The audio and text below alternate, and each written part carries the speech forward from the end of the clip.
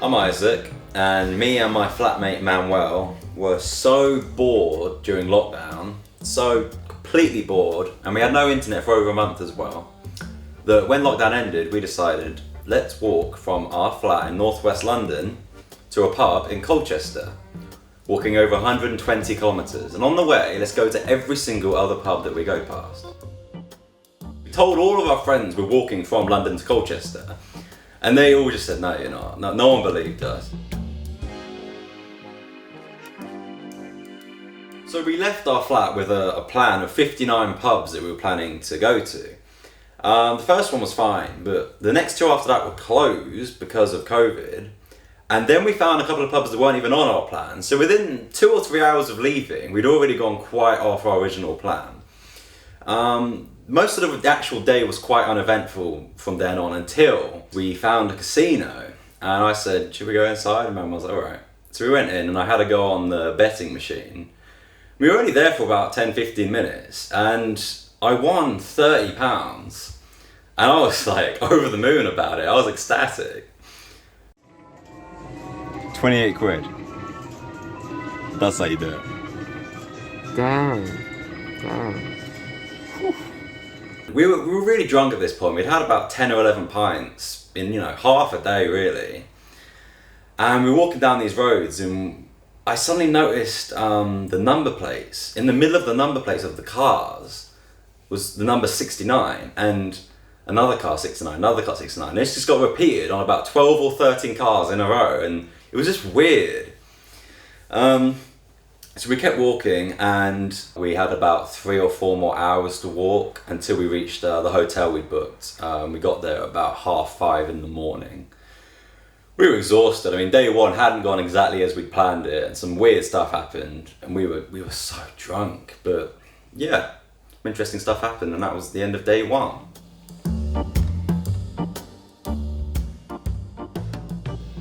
At the start of day two, me and Manuel went to a pub, had a pint, and we ordered some breakfast, and it was pretty crappy to be honest, it wasn't great.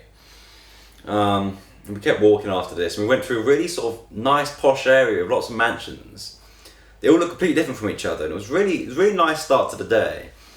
But at this point, the realisation of what we were actually doing started to sink in. Like day one was mostly filled with excitement, and we were looking forward to it. But now we thought, okay, we're actually walking 120 kilometres. It started to feel a lot more real. So we walked a bit further and it started raining quite heavily, and before long it was absolutely chucking it down. Me and Manuel got absolutely drenched in rain. A car went by and drove through a huge puddle and Manuel got absolutely soaked. I only got a little bit of the water, but Manuel was soaking wet, and we kept walking and we got to some roads that were pretty dangerous, to be honest, because there was no pavement, there was no side to the road at all. There was only the road and there were a lot of curves in it. So whenever there was a curve, if there was a car coming, me and Manuel had to jump to the other side quickly before we got run over. And if there had been a car coming towards us and a car coming from behind us, we would have been screwed. There was literally nowhere to go. And it was dark at this point. It was about 6-7 in the evening. We had to walk along a motorway for about 2 hours now. To get to the final pub. So I called the last pub to check when their final orders were, and they said last orders were at midnight. And we were about a mile away and we had 5 minutes left until it closed. And I really didn't want to miss out on these last pints of the day because we'd already missed quite a few pubs. So I said to Manuel, look, I'm going to run to this pub. I want us to make sure we get these final pints. So I ran the last mile in about 6 or 7 minutes, desperately trying to get there. And when I got to the pub, it was about midnight, and I said, look, is it okay if I still get a pint? And the guy said, yeah, sure. So he gives me a pint, and I got one from Manuel. 20 minutes later, Manuel shows up, and I said, where were you? And he said, oh yeah, when you left, I just took a little rest on the street. Had no idea about this, but he sat down. As soon as I ran to the pub, he just sat down, took a rest, which was quite annoying to find out. Anyway, we finished our pints, and we left. And then we ordered some pizza because we hadn't eaten anything since the terrible breakfast we had about 12 hours before this. Had the pizza and then went to a Premier Inn, which is where we were staying that night. When we checked in, I'm pretty sure that the people who worked there thought that me and Manuel were a couple, sharing a room together, and just, I don't know, it just kind of seemed that way. We got to our room, and when we finally got into our beds, we could hear these like strange noises of the rooms near us, and I'm pretty sure within them there were like couples engaging in activities that couples engage in.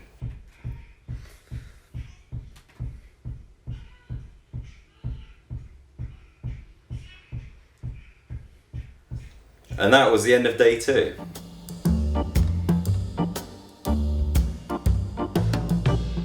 the start of day 3, me and Manuel left the hotel later than we'd planned to. I went to a few more pubs, and on the way we were just talking about the night, and Manuel told me he had sleep paralysis. He was lying in his bed and he couldn't move and he was stuck in his body. And at the end of his bed he saw me standing there in my pants.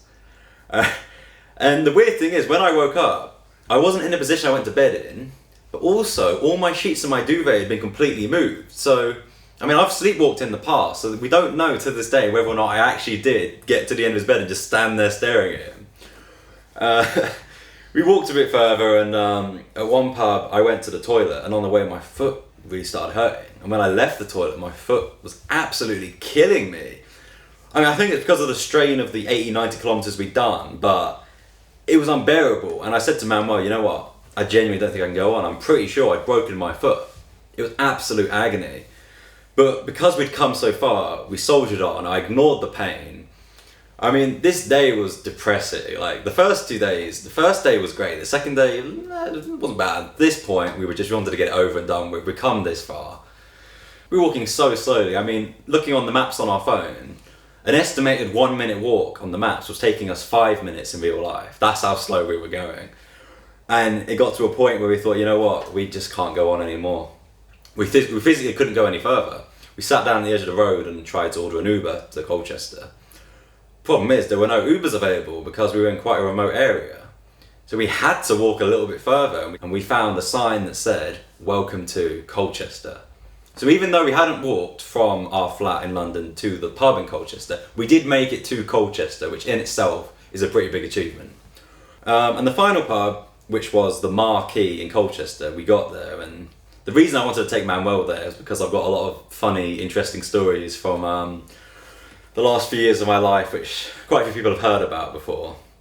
And we got there, ordered a few Jaeger bombs, our final drinks, and that was it. We'd done all the pubs. Now it was just a matter of getting home.